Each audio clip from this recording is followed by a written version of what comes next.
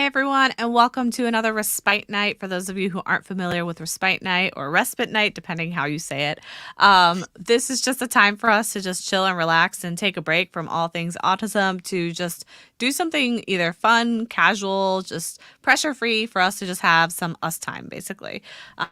We think mental health is really important, self care is really important, and so we are trying to take this moment and invite everyone else out there to take the moment with us. So today we are basically just going to be shooting the breeze a little bit, having some conversations about some current events that are happening. And if anybody tunes in live, we'll also be willing and able to open up the floor to any questions that you might have. So for now, we'll just dive into some topics that are kind of bubbling up in conversation in current events and pop culture and such.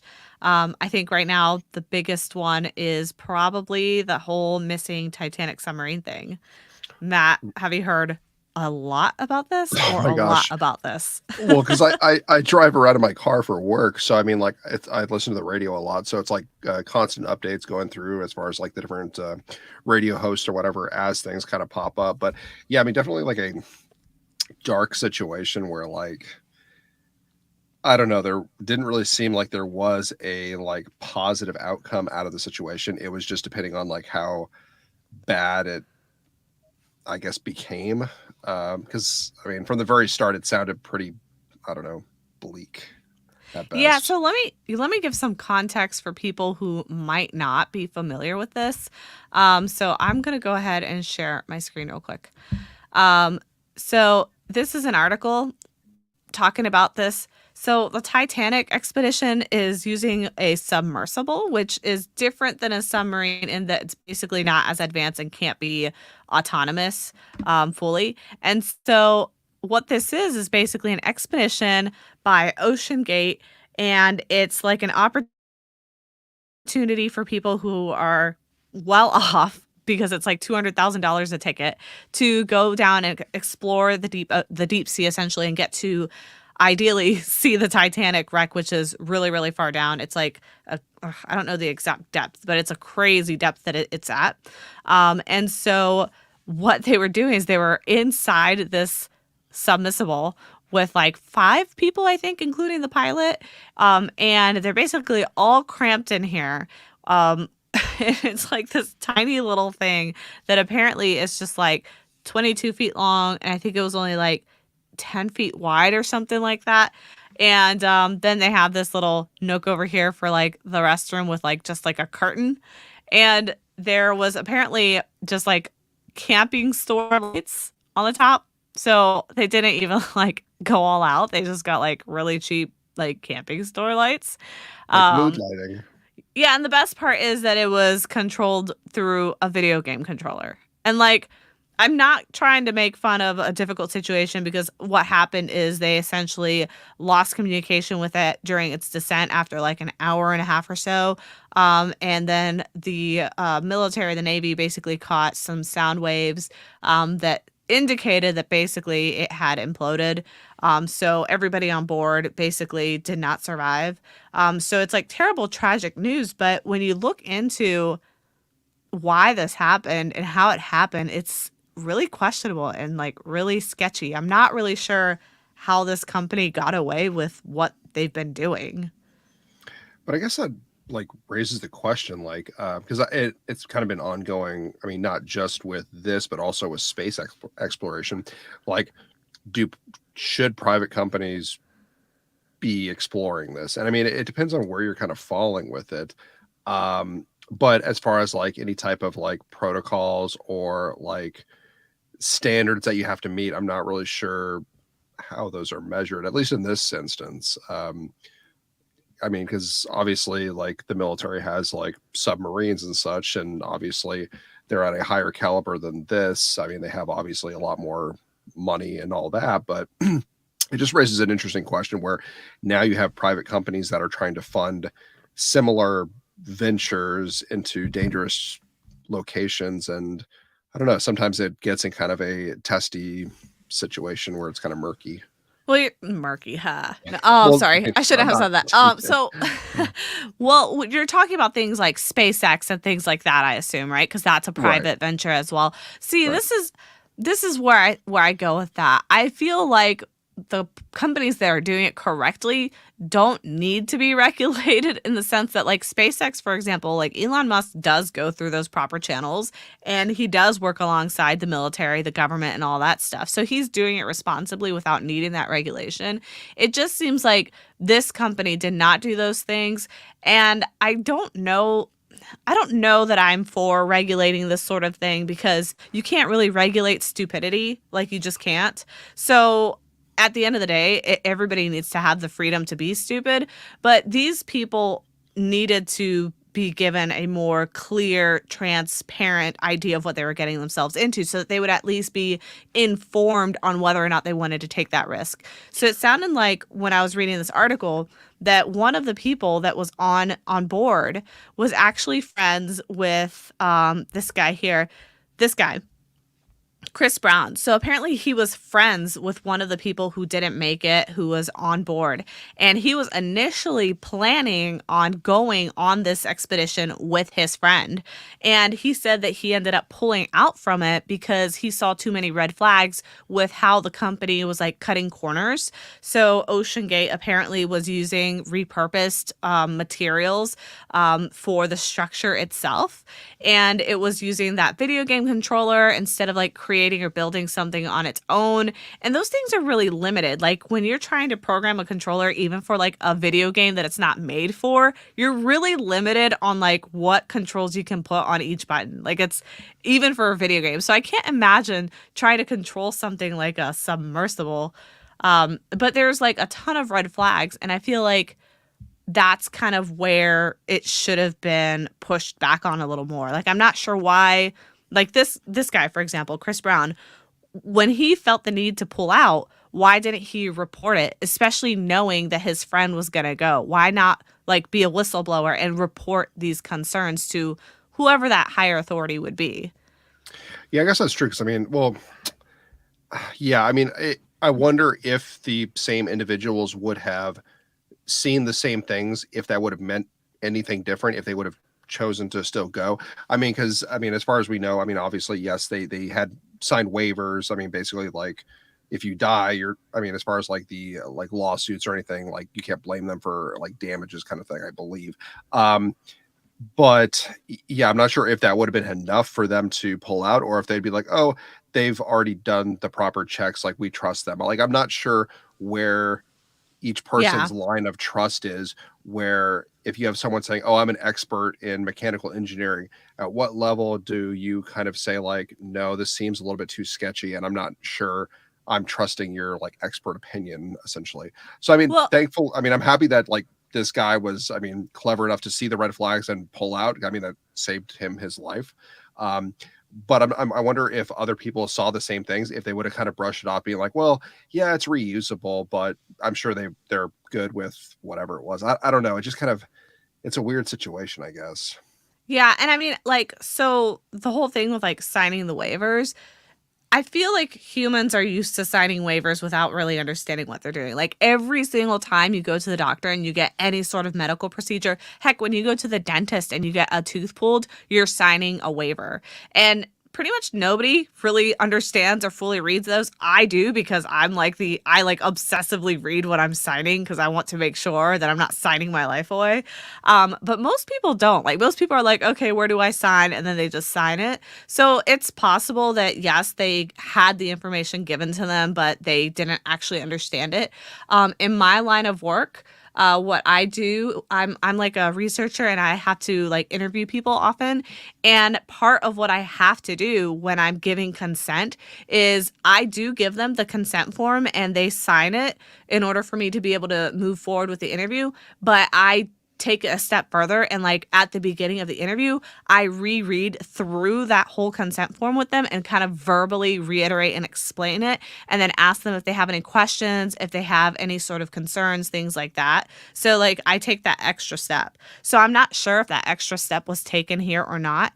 And also a lot of people don't know what any of this stuff means. I highly doubt that in those forms they would have gone through the extent of details to list like, oh, these are all the mishaps that we've had so far. Oh, this was the near emergency accident that we had right before this one. Or, oh, the last time we used this exact submersible, this is what happened last time where we had to emergency evacuate and it almost imploded. Like, I highly doubt that they actually shared that information. No, I doubt they would either. It would basically, I'm assuming, be like the relatively like standard ones where um we cannot guarantee like as far as like absolute like safety. I mean, kind of the I think of like when you go like swimming with like dolphins for they have you sign a waiver like if you die swimming with the dolphins, like you can't sue the company that is like putting you in the water with the dolphins. But I mean, I feel like you're right. I think to some extent because that is so saturated with almost everything where everyone is basically saying like okay if something goes wrong and you die then that's kind of on you, you took the risk, we provided whatever we could to warn you. But yeah, when everything from I don't know renting a jet ski, essentially you're signing that if you die with like the jet ski you can't sue them, to this giving a warning.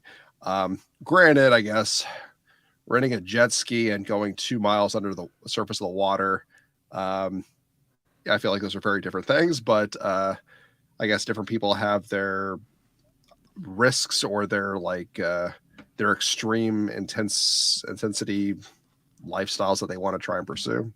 Yeah, I feel like at the end of the day, honestly, the issue here was ultimately their pride because the person that was on this was, I believe, the CEO as well of the company, and he also perished with it. And so, like, you're not going to be going on it yourself if you didn't feel fully confident in what you were doing. So I feel like there probably was a level of like hubris and a part like of pride and kind of like probably an ego there where they were overconfident in their abilities and they're like, ah, we'll be fine. It'll be fine. It's okay if we cut corners. It's okay if we use so it says here that they used old scaffolding poles for the sub's ballast.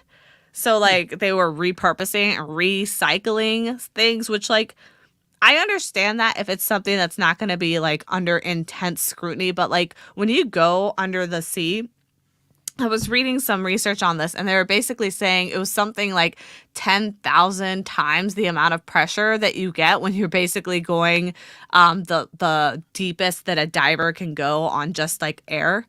Hmm. And so it was like 10,000 times that pressure. So basically it's so much pressure that you basically just implode in a matter of the blink of an eye, a literal blink of an eye. That's how Well, bad it is. I So using remember scaffolding right. I wouldn't make remember like sense. yeah, the movie like the Titanic where like they're actually like sending like the little like drone thing down to like survey it or whatever. Um, they give like the specs or whatever saying like oh it's like 2.5 miles underwater, and they even I think I can't remember I think I read it like it's like 3 tons of pressure or per square inch or something outrageous, and it's like yeah you probably shouldn't cut corners like when that's the circumstances that this is supposed to easily be able to survive in with people. Yeah, you might want to I don't know be very selective on your choice of products and Yeah. that, but Well, I and don't they know. said that um it was such a sensitive nature, like it was such a sensitive device that essentially if there's a microscopic issue, damage, scratch, whatever it may be, that could be enough to basically cause a catastrophic event. So even if it's just like a tiny little, you would literally need a microscope to see the flaw in it, that is enough to cause it to have like a catastrophic event. So to me, it just blows my mind that they were using scaffolding poles that were basically recycled for this, knowing that a microscopic scratch essentially could cause this. Like, wouldn't you go out of your way to make sure that everything was not only brand new, but like super like reviewed very carefully just to make sure that it doesn't have any sort of like scratch or anything? I mean, I think, I mean, I guess I read more about kind of like SpaceX versus like the deep sea underwater exploration, mostly because I find space more fascinating than like underwater because I don't know, it's space. Um, but they show like I mean like the different like I don't know what they call it, like the blast or not the blast shield, but like the heat shield for re-entry, because like re-entry is something like 5,000 degrees, and they show like each of the individual like squares, and they're going up and examining every single one, and they're like marking them to make sure like they're cleared or whatever, they're not cracked or anything. So I mean, I know like obviously that is also a very delicate thing where, I mean, if the front of your spaceship is damaged in the smallest way and it's 5,000 degrees on re-entry, you're going to have something go wrong and you're not going to make it to the surface again. So yeah, you think that you would try and, gosh, be extremely careful. But I mean, yeah, it definitely seems like a, I don't know, questionable business to be in, to say the least, because I'm not sure how this company kind of recovers after like the CEO dies, and I mean a international Yeah. incident, because I mean they were trying to They're get not going to resources. recover from this. They can't. Like, there's I no mean, way. yeah, I'm not sure because I mean Who they're would be crazy enough to go after this? well, yeah, I mean they'd have to, I guess, like probably not do the like tourism and basically try to stick to like exploration with like robots and like But I back think off that of. was the whole point of the business. Like, the whole point of the business was tourism. So they'd have to completely change and remodel what they're doing Yeah, so because it's considered a commercial craft. So we have a message here from Jasea. Did y'all hear the people saying it's a cover up for the FDA legalizing lab grown meat? I have not heard that. This is the interesting. first I'm hearing of that. That is an interesting theory. That's How, that is a weird way to go about doing that. So I'm not exactly sure what that means. Like, they well, intentionally like, what part is the cover well, up? Like, it I'm happening, or well, I wasn't sure. Does she mean like they're trying to like shift the focus of something else that's happening yeah, under, that's or the part that I don't like understand. Is it a cup meaning it was is the bigger cover up news? supposedly that it happened, it was Ah, there we caused go. intentionally? Yeah, okay. Oh, okay. So it looks like that's what people are saying. So focus all the news on this incident to kind of see what's kind of or miss whatever else is happening, kind of, I guess, with the lab grown meat. I have not heard anything about the lab grown meat. I have. It's Um, kind of creepy. Like, I don't know well, like how I I know feel they're about able to it. like I know like they're able to like grow like ears on like the back of like a mouse or something. No, no, like But they like, are well, able like to now reproduce like meat in a petri dish, basically. Like, they are able to reproduce, like, they're trying to reproduce like steak and stuff like that, but like it's lab grown so that you can eat it. it's kind of like that what's that one like Chicken. somewhat Jasea cute says it's chicken. But I think the goal is to get to red meat because I think that's the whole thing, that they're trying to eliminate people from doing red meat. lab grown chicken.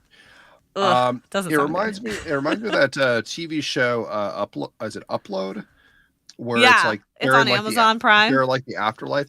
But as far as like before you like are dead in the afterworld kind of thing, they have like the futuristic society where it's like they grow their meat. So like the concept of like bones in like chicken like was like weird to the one like girl because she had only ever had like lab grown meat.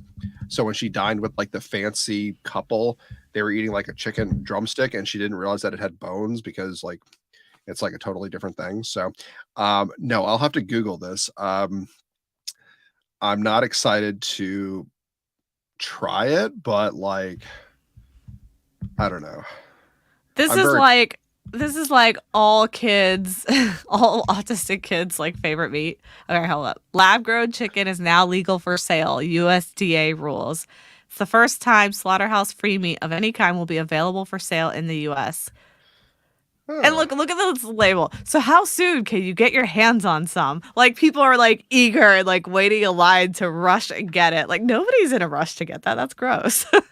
Well, I also wonder as far as like the cost of this versus like the I don't know, nature grown chicken. Oh yeah, and this point that Josiah is making is absolutely true. This is absolutely one of the issues that I have with when people try to use science to like solve these sorts of issues that aren't, in my opinion, super issues. Um, Basically, she's saying that it's been proven to be much worse for the environment. Yes, because you have to put so many chemicals, and you have to use so much like resources, like all the plastics that you're using, all of the rubbers that you're using, all the silicone, everything that you're using, all the chemicals that go in it, the xylenes. I mean, there's cancer causing chemicals that are used in order to create these products. And people just like somehow don't see that, and they're like, oh, but it helps in the long run. I'm like, but the net emissions and the net cost that you're doing to create that is actually making it worse. Had you not done it, the net value of like those emissions would have been better for the environment than when you actually go and do that. It's the same thing with reusable bags. They actually found that reusable bags for grocery shopping is actually worse for the environment than plastic bags because of the amount of like chemicals and stuff released in the environment when they produce the bags is actually a lot worse. And also because people tend to naturally recycle their plastic bags at home for like their trash cans and things like that. So it's actually worse to use the reusable sustainable bags. So is this just like a like PETA like push for like animal rights kind of thing, or like? No, it's the government. They're like super into this.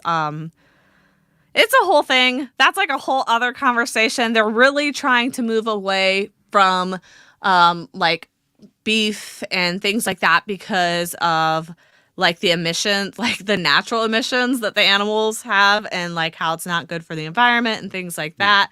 So they're trying to find like alternatives. But like my counter argument is that a lot of these alternatives are actually equally as bad, if not worse, for the environment. So it's like not really solving the problem. I always I always wonder why there isn't more focus on like improving like the technology over like drastic shifts in like society. So like I can't remember the name of the think tank that did it, but it was like right around like the 1900s. There was like a think tank that put out like a article basically saying that like in 100 years Manhattan will not be able to be inhabitable by humans because the amount of horses that will need to basically move the city, it'll basically just be covered in a ton of manure.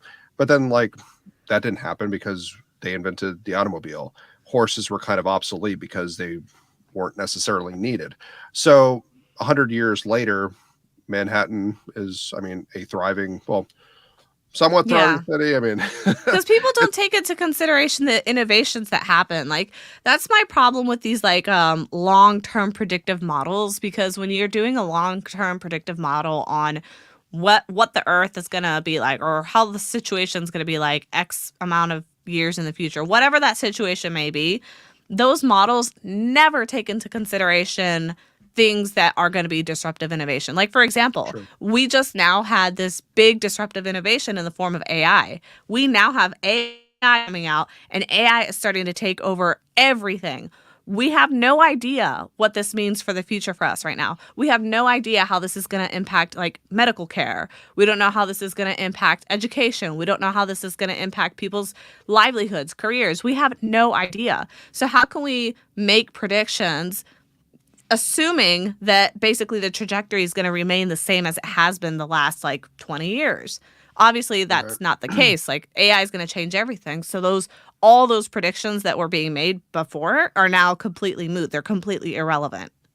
Well, I always like, so my favorite geopolitical analyst, he always tries to or uses the argument that projections are potentially drastically incorrect, mostly because the person who's doing the analysis takes what they know here and now and projects it indefinitely into the future without accommodating for changes in society. Um, I mean, yes, it's hard to try and accommodate for changes in society because you don't know what they are until they're here, basically. Um, but when you do that, you most of the time get things drastically wrong. I Yeah. mean, it can be a complete 180-degree turn of events. You think of anything from the last couple hundred years projection for what the future is going to look like, and Flying most of the time, cars. Like we were supposed to have flying cars by like 2020. That didn't happen. right? But even more like concrete than that. Like in like 1910, they had published like a book basically saying like because all the world economies were so connected, there would never be any war among countries in Europe. And like 4 years later or whatever it was, you have World War One, and then a decade or so, decade and a half, or not decade and a half, a generation or half a generation later, you have World War Two. So it's like the concept of like, oh, like you think you know how to project the future, but then in a short amount of time, it's completely disproven because of something else that wasn't factored in. It makes all the difference in the world. So Yeah. That's why it's important to have like an iterative approach, which is like what we actually do in like the tech world. So like in my career field, I basically research things and then make design recommendations based off of that research. But when you're giving a recommendation, you don't know everything there is to know. You have to still hypothesize on certain things, and you're basically going on your best educated guess. A good a good research team, what they will do is they will make that guess, make those assumptions essentially based off of that best guess, and then they will essentially make recommendations on the condition that it's assumed we will need to make additional changes as we go, and we test as we go. So we might design something, make a recommendation, deploy it, and then we're going to want to test what we just deployed with people who are using it to make sure that our guesses were accurate. And if they're not accurate, then we would reiterate. We would take that, we come pull it back, we'd be like, okay, we didn't get this right. Let's think about it again. Let's try something new and then give that back and then see what people say then. And I feel like that's the approach that we need to take with things like this. Like we need to basically say, look, this is a good hypothesis. This is a good start. We need to basically test a little bit at a time. But as we're testing, we need to be taking note of what we're learning. And if we're learning that our original hypothesis was not right, let's not be proud and push it regardless. Like, let's make changes. Let's iterate. Let's make sure that we're adapting to what we need rather than just pushing something because, oh, well, we've been saying this is what's going to happen, so we can't back up now, you know? Right. Yeah. I kind of follow like the similar model, but like more simplistic than that. So like the, what do they call it? The OODA loop. I don't know what that is. It's called, it's an abbreviation, OODA, OODA, observe, orient, decide, act. It's basically kind of the projection for who's ever able to observe the changing world the fastest and orient themselves accordingly has the best chance to basically decide and act for. It's basically used for like dog fighting, like in the military. So who's ever able to observe the environment faster and act and basically coordinate themselves based on that changing environment stands kind of the upper hand for the advantage. So, very much simplistic based on like what you're going, but like, yeah, that's how my brain works compared to yours. Looks like a restaurant in DC is going to be serving it. I'm not going to. So now you have to start asking your restaurants sourcing their meat from. That's going to be weird. And they're not going to stop with chicken. I think the goal is ultimately red meat. I think that's going to be the goal. Probably. But see, this is the thing here that like always catches me. Like the U.S. Department of Agriculture ruled on Wednesday that chicken grown from cultivated cells is both safe and legal for sale. And what annoys me about that is they're doing that thing again where they make an assumption based off of like short-term studies and you don't have longitudinal studies because like this has not been out in the market. People have not been consuming lab-grown meat for 20 years. We don't know what the long-term consequences are of this. Like, we don't know if that would ultimately 10, 15 years from now cause cancer because whatever chemicals they were using to create the lab meat. Well, didn't they just like within like the last like, I don't know, 5 years or so, find out like charbroiled meat. Right. It has like carcinogenic or whatever that can lead to cancer or something. Yes, it's more like how it's prepared. It's really the smoke coming back and reabsorbing in the meat. Yeah, they basically found but it's like a very like small scale, but like obviously like if you like, I would imagine like do it over long periods of time, it has like a greater chance for, I don't know. Yeah, well, what the study was saying is basically it was refuting the idea. There was this long-standing idea that honestly people still say that red meat causes cancer. Like a ton of people were saying red meat causes cancer, stay away from it. And that's been like what people have been saying forever. And it was based off of some studies that essentially found an increased risk of cancer with red meat. However, more recent studies found that it wasn't actually the meat itself, it was how the meat was being prepared. And so Hmm. the ones that were being like smoked essentially and that were being like grilled and such, that it was the carcinogenic matter that was being released from the meat and reabsorbed because it was like in this self-contained way that it was being cooked, and that reabsorption essentially was why it was causing higher risk. So it wasn't like the meat itself, it was Right. like how it was being prepared. So they're basically like, well, if you prepared it differently, then that risk is not statistically significant. So that's why I'm like, I don't I don't want to like put all my ducks in one basket. Is that a thing? But Sure. I think our kid is getting into my brain with her duck obsession.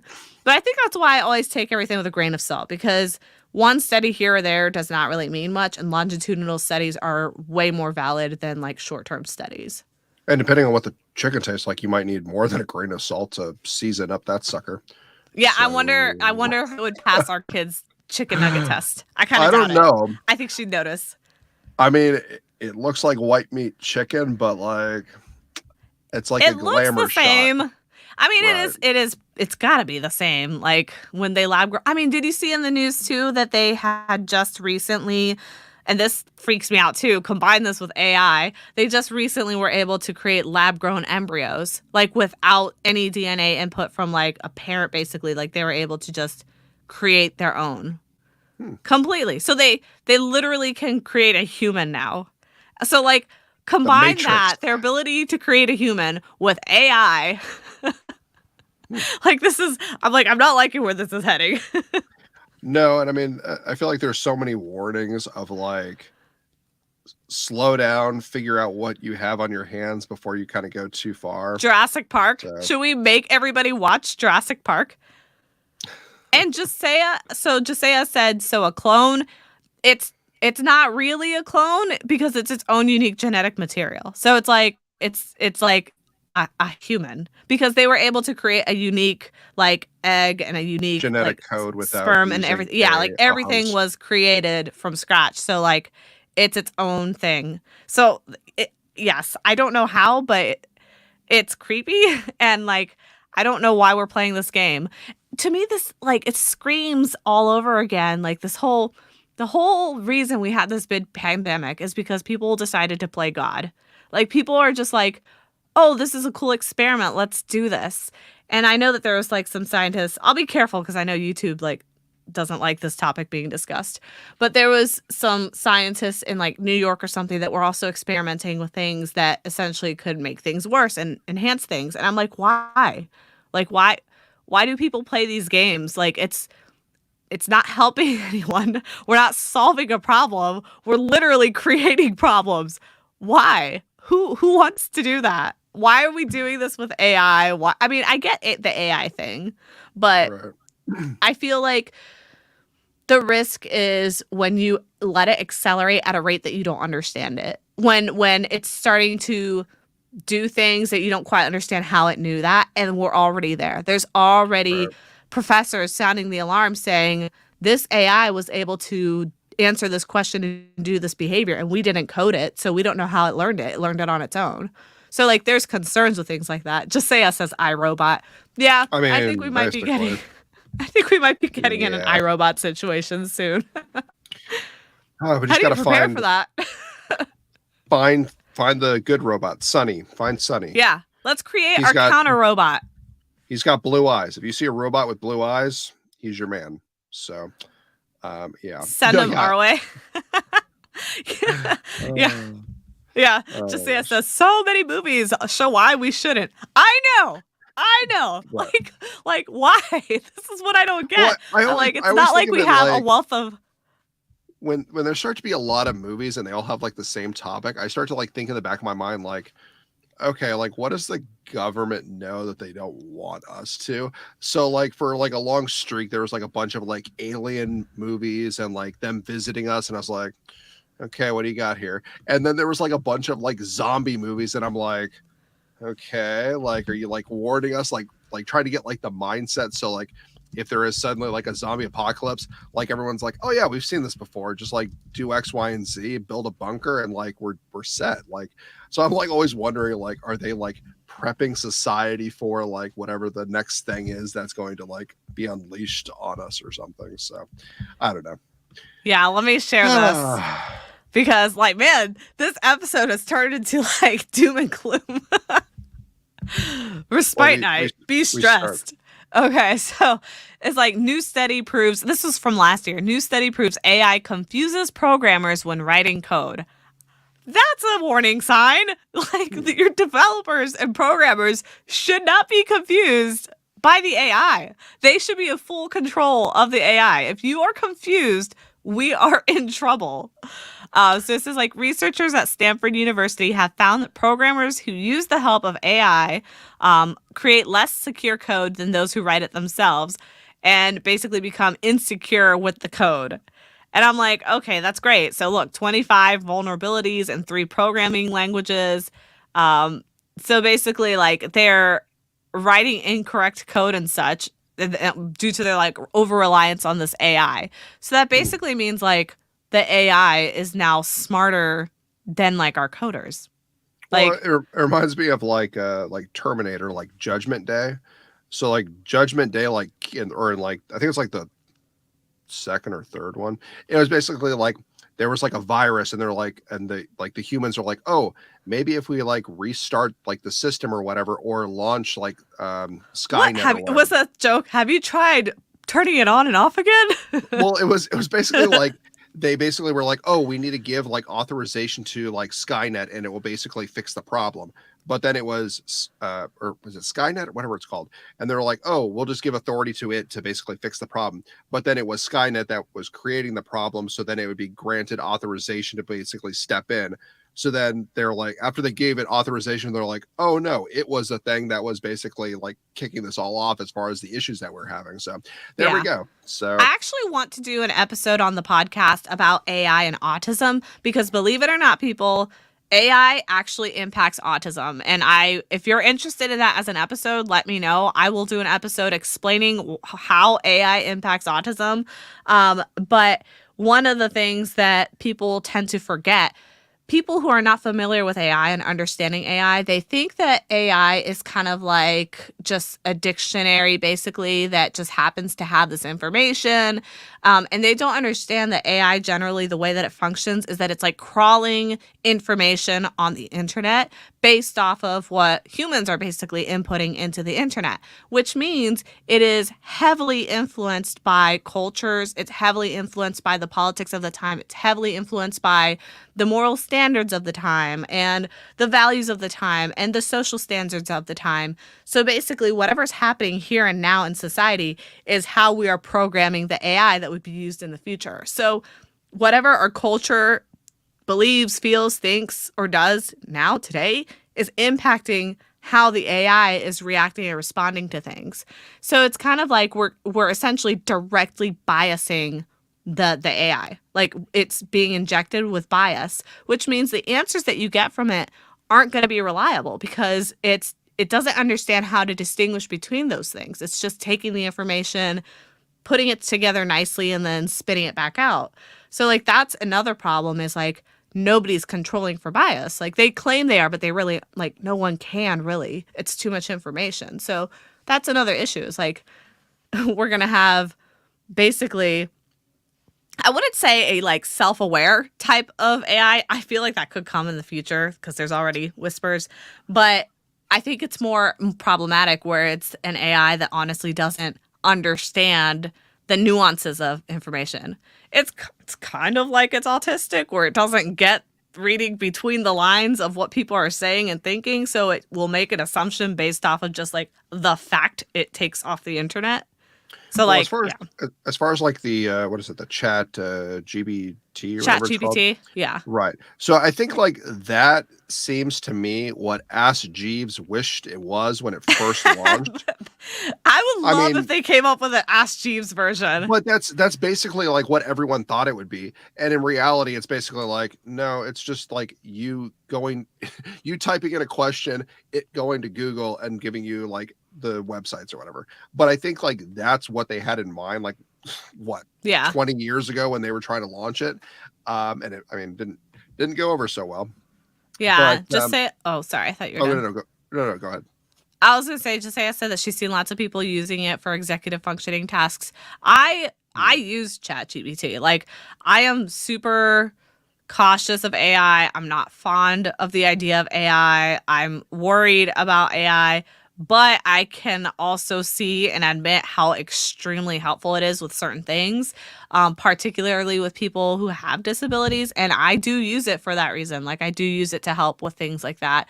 So it definitely has its value, and I'm definitely all for exploring that value. It I think seems it's just more like I also want to have some sort of backup plan. it seems very, very literal. Like you That's why I basically, said it was like autistic. I mean, I guess so. But as far as like, yeah, reading between the lines or as far as being able to draw like a metaphor from something else to get like a deeper meaning, it doesn't really have like the connection there. Well, it Um can. It does if you program it into it. So it's like it's hmm, not thinking of it on its own. You have to like okay. kind of let it know what that is based off of what other people have said about that thing. Hmm, okay. Because the people being programmed into it, like it's all sorts of people. Like professors are programmed into it too. Like everybody who uses the internet, it's not just people who don't know things about the things. And you can tell it to respond or write things as if they are someone else. So like you can say, "Oh, write me an answer to this question as if you are a professor of history." And then like it will do Hmm. it. Oh, So okay, it I guess I does it haven't does have the capability to do that. oh, I guess I haven't explored too much of that. I was just seeing like if I was asking it a question, it wasn't able to draw um I guess more like subject, not necessarily even subjective, but basically like essentially like if perfect example, if you ask it to write a song about like a romance song, it will like be very like literal with the description No. of no? No. Okay. No, no. If Maybe I'm you using it they, wrong. you can ask it to write songs, and what it does is it's understanding and scrubbing all the romance songs that are already out there in existence. And it Right. knows that humans can basically write these sort of poetic, meaningful type of things. So what it does is it sees the pattern in that language and expression, and then it mimics it. So it like learns from seeing how other people create art to then create its own version of that art. You Hmm. can still kind of tell that it's AI because like you cannot really fully replace art, but it does a pretty good job to the untrained eye. Hmm, okay, because I was messing around with it, and some of the, like the responses that it was coming up with, it was kind of like that's a very like literal like It's because you don't know the prompts. You have to, yeah, I guess it is maybe literal. You need to give it very specific prompts to get it to do what you want it to do. So it's possible, but you have to like really hold its hand and baby it. You okay. have to kind of figure it Hmm, out. So like that's the thing. I like right now it's not too much of a threat because it's kind of rudimentary, but I am I am concerned about give it 5 years. yeah, we'll see. And people are also 10 years saying tops. how now Chat GPT and like AI is being used by students to like it's like the new way to cheat and plagiarize. Like they're not even like writing essays for school anymore. They just tell AI to write the essay for them. So I'm like, how are you going to like Well, mitigate it's all this in the future? well, I mean, it's kind of I think of people who earn degrees pre-internet had to actually work a lot harder, for example, than we did That's why we're because dumber now since the internet. I mean, kind We of. are. I mean, but like if you actually wanted to write a paper, you actually had to go to the library, check out books, actually read the books, and you didn't have the control find function for exactly what you're talking about. Nah, we So, had to use encyclopedias. Do you remember that? We had to go to the library. We had to use the little what the Dewey Decimal System with the little drawers full of little index cards. Do you remember that? Like looking for the numbers. Then you had to find the sh- book. That's how we used to do sure, essays back in the day. sure, but like towards like our like later like college or late high school, college or whatever, it was Yeah, basically like college. you had access to the internet, and then from there, I mean, you were able to pull up articles left and right. I mean, But even so, like for us, our generation, like I remember Facebook came out my senior year of high school. And I remember Google didn't come out until around that time too, because I remember having to use dogpile.com, which like nobody knows what that is now. So like back then the search was super rudimentary. And I remember like when I was looking for articles on the internet, because you had to use primary source, I had to use like scholarly articles, and it was hard to find scholarly articles back in the day. So that didn't really start coming around until closer Yeah, to see, like I college remember time. I remember being more invested into Google like middle school time period where I was kind of like, okay, this is like the primary, because I used to use like Yahoo um Yeah, prior to me too. that. And then I mean, it still kind of got the job done, but I feel like, I mean, obviously Google has kind of like shifted pretty much, I feel like, everyone that way. So do Um you think that AI is going to take all of our jobs?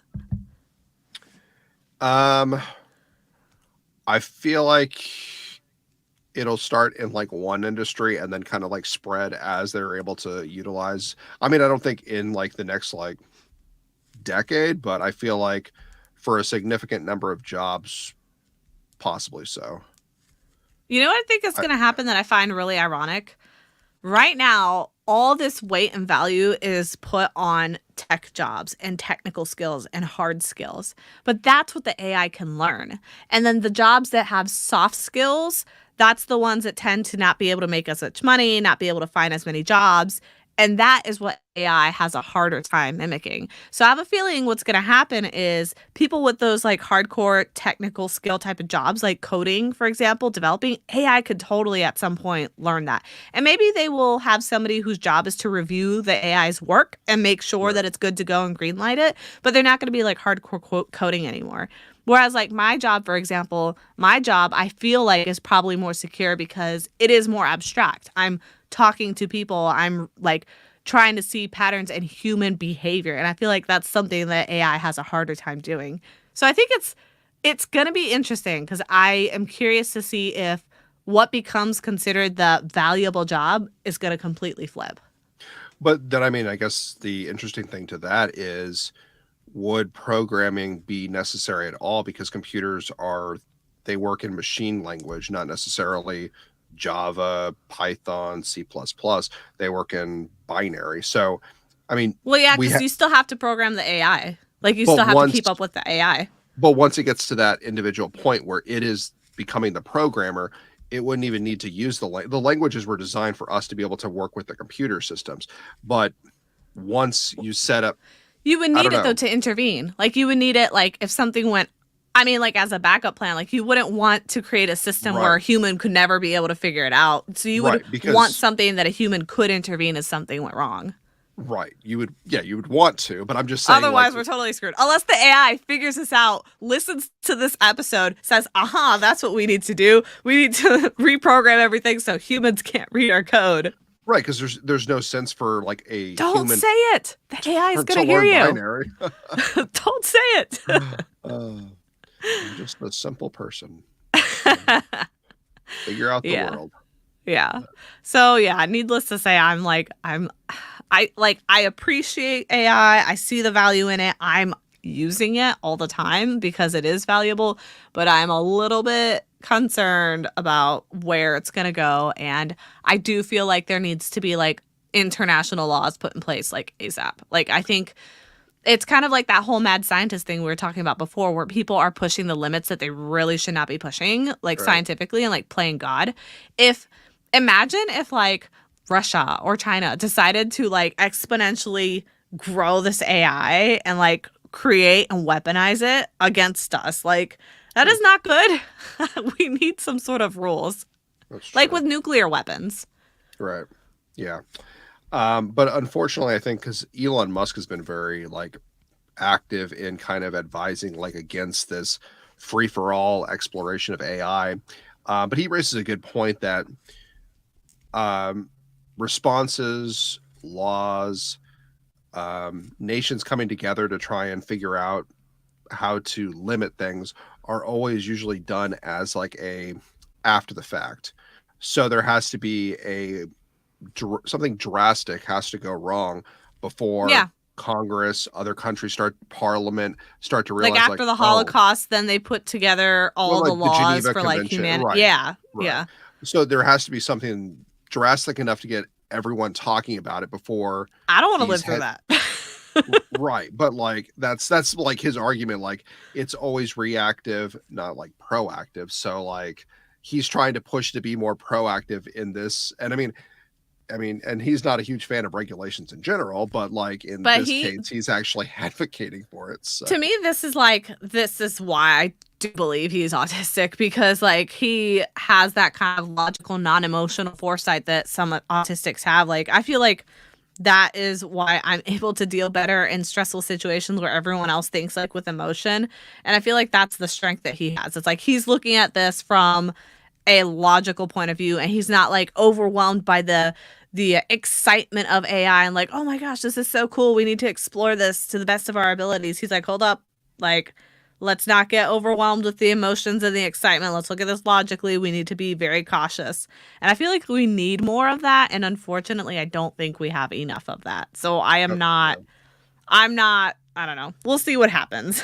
That's why we have to get to Mars, and The we AI can. will bring us there and they'll control our ships. Well, I was gonna say, but the robots are already on Mars, so we have to like boot them off, and then like we can set up camp. Yep. People are gonna be watching this and like, man, they're so crazy. Like, What were they smoking before the episode? I had some Coke, but you know, Diet Coke. There you go. Just uh, tripping on that grown chicken. oh gosh, yeah. Uh, Man, this, I think we'll wrap up now, but like this episode has been like really weird. We went from like just mind submarines, blown. lab grown chicken, AI, like the environment, like we're all over the place in this episode. Wow. I think it's a good time to end it. Well, Any keep last the thoughts? conversation. Keep the conversations going in your own families. Yeah. Yes. No, keep the Just, conversations going on our comments. Like, I am so oh my curious. To gosh. anybody watching this, leave comments under the video and let me know, like, are you concerned about AI? Like, what are your concerns? Are you totally cool with lab grown chicken? Because, like, I am not. Do you think your kid would eat it? Do you think your kid would eat lab grown chicken nuggets? I don't know. Like, let us know. What do you think about the submersible? Like, what do you think about all the topics that we were talking about? Feel free to leave your comments in the comments either on our YouTube channel, youtube.com/autismwish, or facebook.com/autismwish.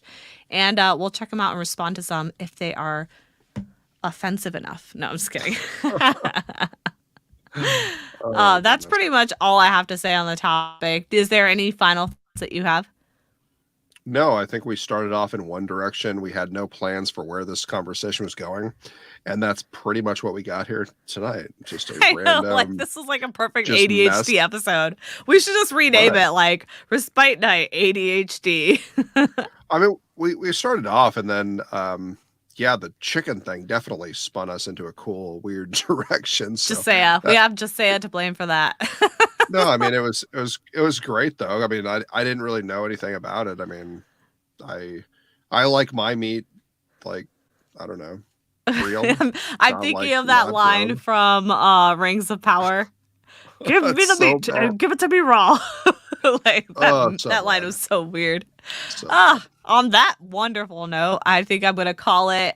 Thanks for joining us, Josiah. Thanks for joining, and we appreciate the comments. They're hilarious and they help steer the conversation. Again, if anyone listening to this after the fact, if you leave some comments down, let us know your thoughts. We will get back to as many of those as possible. This was fun. I will see All y'all right. later. All right. Bye. Bye.